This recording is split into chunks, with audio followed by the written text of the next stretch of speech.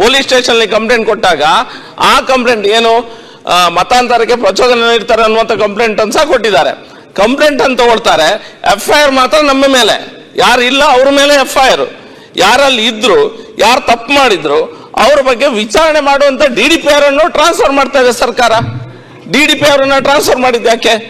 Vested interest ಇಂದ ಮಾತ್ರ ಅಲ್ಲ ಸಾಧ್ಯ ಇದು. ಇನ್ವೆಸ್ಟಿಗೇಷನ್ ಆಗ್ತಿರುವಂತ DDPR ಅನ್ನ ಟ್ರಾನ್ಸ್ಫರ್ ಆಗಿದೆ. ಕೇಳಿ, ಅವರು ಉತ್ತರ ಕೊಡ್ಲಿ ಸರ್.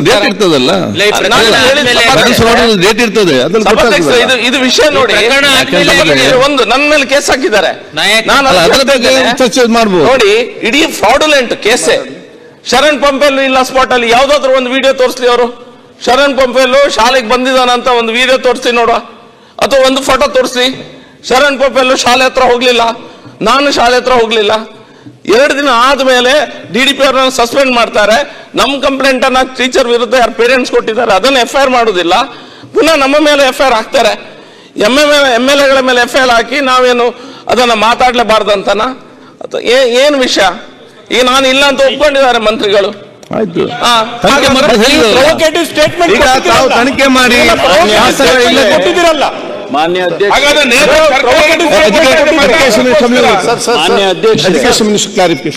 ಸರ್, DDPI ಅವರು ಈ ವಿಚಾರದಲ್ಲ ಟ್ರಾನ್ಸ್ಫರ್ ಆಗಿದ್ದು 3 months ಬಿಫೋರ್ ಓನ್ಲಿ.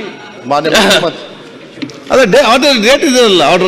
ಕೇಳಿ, ಈ ವಿಚಾರದಲ್ಲ ಅವ್ರು ಟ್ರಾನ್ಸ್ಫರ್ ಆಗಿದ್ದೆ ಬೇರೆ ವಿಚಾರ. ಸುಮ್ನೆ ಅದು ತರದ್ ಬೇಡ. ಮಾನ್ಯ ಸದಸ್ಯರಿಗೆ ನಾನು ಗಮನಕ್ಕೆ ಮುಂಚೆನೆ ಟ್ರಾನ್ಸ್ಫರ್ ಆರ್ಡರ್ ಇರ್ತದಲ್ಲ, ಅಲ್ಲ ಮುಂಚೆನೆ ಅದು ಟ್ರಾನ್ಸ್ಫರ್ಗೆ ಹೋಗಿತ್ತು. ಆ ಟೈಮಲ್ಲಿ ಆಗಿರೋದಷ್ಟೇ. ನಿಮ್ಮದು ರೆಕಾರ್ಡ್ಸ್ ಇದೆ. ಸನ್ಮಾನ್ಯ ಅಧ್ಯಕ್ಷರೇ, ನಾನು ಗೃಹ ಸಚಿವರಿಗೆ ಕೇಳುವಂಥದ್ದು, ಮಾತಾಡು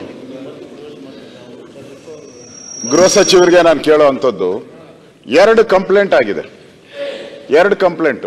ಒಂದು ಅನಿಲ್ ಜೆರಾಲ್ಡ್ ಲೋಬೋ ಅವ್ರದ್ದು ಒಂದು ಕಂಪ್ಲೇಂಟ್ ಕೊಟ್ಟಿದೆ, ಇನ್ನೊಂದು ಪೇರೆಂಟ್ಸ್ ಕಂಪ್ಲೇಂಟ್ ಕೊಟ್ಟಿದ್ದಾರೆ.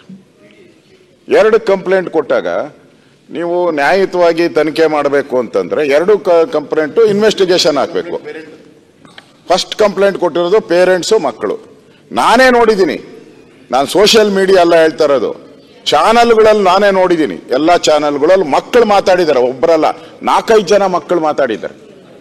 ಮಕ್ಕಳು ಕುಂಕುಮನ ಪೌಡ್ರು, ಅದು ಕಲ್ಲರ್ ಪೌಡ್ರು, ನಾನು ಅದು ನೋಡಿರೋದು, ನಿಮ್ಗೂ ಬೇಕಾದ್ರೆ ಕಳಿಸ್ಕೊಡ್ತಿರೋದು. ಕಲ್ಲರ್ ಪೌಡ್ರು, ಆ ಕಲ್ಲರ್ ಪೌಡ್ರಲ್ಲಿ ಏನಿದೆ? ಆಮೇಲೆ ಬಳೆ ಹಾಕ್ತಿರಲ್ಲ, ಅದು ಗಾಜು, ಅದಕ್ಕೇನು ಪವಿತ್ರತೆ ಇದೆ? ಅಂದ್ರೆ ಇವೆಲ್ಲ ಕೋಮು ಪ್ರಚೋದನೆನೋ ಏನು? ಇದೆಲ್ಲ ಅವಮಾನ ಮಾಡೋದು ಹಿಂದೂಗಳಿಗೆ ಕೋಮು ಪ್ರಚೋದನೆ ಅಲ್ಲ ಅಂದ್ರೆ ನೀವು ಅವ್ರ ಫಸ್ಟ್ ಕಂಪ್ಲೇಂಟ್ ಕೊಟ್ಟಾಗ ಯಾಕೆ ಅವ್ರ ಮೇಲೆ FIR ಮಾಡಲಿಲ್ಲ? ಯಾಕೆ ಸೇಫ್ ಗಾರ್ಡ್ ಮಾಡಿದ್ರಿ ಅವ್ರನ್ನ ತಡೆಯೋ ಮಾಡ್ಬೇಕಾಗಿತ್ತಲ್ಲ. ನೀವು 2 ತನಿಖೆ. ಈಗ ನೀವು ಹೇಳಿದ್ರಿ ಇವರು ಅಲ್ಲಿರ್ಲಿಲ್ಲ, DDPI ಆಫೀಸಲ್ಲಿ ಇದ್ರು ಅಂತ. ಕಾಪಿ ಕೊಡಿ ನೀವು. ಯಾರು ಕಂಪ್ಲೇಂಟ್ ಕೊಟ್ಟಿದಾರಲ್ಲ ಅನಿಲ್, ಅವ್ರೇನಂತ ಕೊಟ್ಟಿದ್ದಾರೆ? ಅವರು ಭರತ್ ಶೆಟ್ಟಿ ಅವರು ಅಲ್ಲಿದ್ರು ಅಂತ ಕೊಟ್ಟಿರೋದು. ನೀವ್ ಹೇಳ್ತಾ ಇದ್ದೀರಾ ಅವರು DDPI ಆಫೀಸಲ್ಲಿ ಇದ್ರು ಅಂತ. ನಿಮ್ಮ ಹೇಳಿಕೆಯಲ್ಲೇ ವ್ಯತ್ಯಾಸಗಳಿದೆಯಲ್ಲ.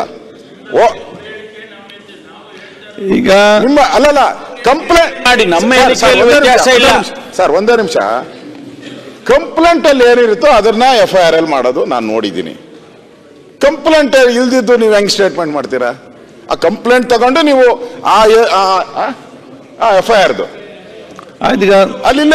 ಅವ್ರ ಕಂಪ್ಲೇಂಟ್ ಅಲ್ಲಿ ಅವ್ರ ಹೆಸರು ಕೊಟ್ಟಿದ್ದಾರೆ. ನೀವ್ ಹೇಳ್ತಾ ಇದ್ದೀರಾ ಅವ್ರಿಲ್ಲ DDPI ಆಫೀಸರ್. ನೀವ್ಯಾಕೆ ಸೃಷ್ಟಿ ಮಾಡ್ತೀರಾ? ಅವನೇ ಕಂಪ್ಲೇಂಟ್ ಕೊಟ್ಟಿಲ್ಲಲ್ಲ, ಅವನೇ ಕಂಪ್ಲೇಂಟ್ ಕೊಟ್ಟಿಲ್ಲ. ನೀವು ಅವ್ರನ್ನು ಸೇರಿಸಬೇಕು ಅಂತ ವಿರೋಧ ಪಕ್ಷದ ನಾಯಕರಿಗೆ 506 ಹಾಕಿದಿರಲ್ಲ. ಯಾವ ಬರ್ತದೆ? Attempt murder. ದಯಮಾಡಿ ಕೇಳಿ. 506 ಅಟೆಂಪ್ಟ್ ಮರ್ಡರ್. ಅವರು ಕೇಳಿ, ಅವರ ಕಂಪ್ಲೇಂಟ್ ಮೇಲೆನೆ FIR ಮಾಡಿದ್ದಾರೆ. ಅದರಲ್ಲಿ ಅವರ ಹೆಸರನ್ನ ಸೇರಿಸಿದ್ದಾರೆ. ಕಂಪ್ಲೇಂಟಿನ ಆಧಾರದ ಮೇಲೆ ತಾವೇನು ಹೇಳಿದ್ರಿ ಅದೇ ಆಧಾರದ ಮೇಲೆ FIR ಮಾಡಿದ್ದಾರೆ, ಅವರ ಹೆಸರನ್ನ ಸೇರಿಸಿದ್ದಾರೆ. ಬೆಳಿಗ್ಗೆ ಅವ್ರು ಹೇಳಿ ಇಲ್ಲಿ ಸದನದಲ್ಲಿ ನಾನು ಇರಲಿಲ್ಲ ಅಲ್ಲಿ, ಆದರೂ ನನ್ನ ಹೆಸರು ಸೇರಿಸಿದ್ದಾರೆ ಅಂದ ಮೇಲೆ ನಾನು ವೆರಿಫೈ ಮಾಡಿ ನಮ್ಮ ಕಮಿಷನರ್ ಹತ್ರ ವೆರಿಫೈ ಮಾಡಿದಾಗ ಅವರು ಅಲ್ಲಿ ಇರಲಿಲ್ಲ, ಗೇಟ್ ಹತ್ರ ಇರಲಿಲ್ಲ ಅಂತ ಹೇಳಿ ಅವರು ಇರಲಿಲ್ಲ. ಅವರು DDPI ಆಫೀಸರ್ ಸಸ್ಪೆಂಡ್ ಮಾಡಿ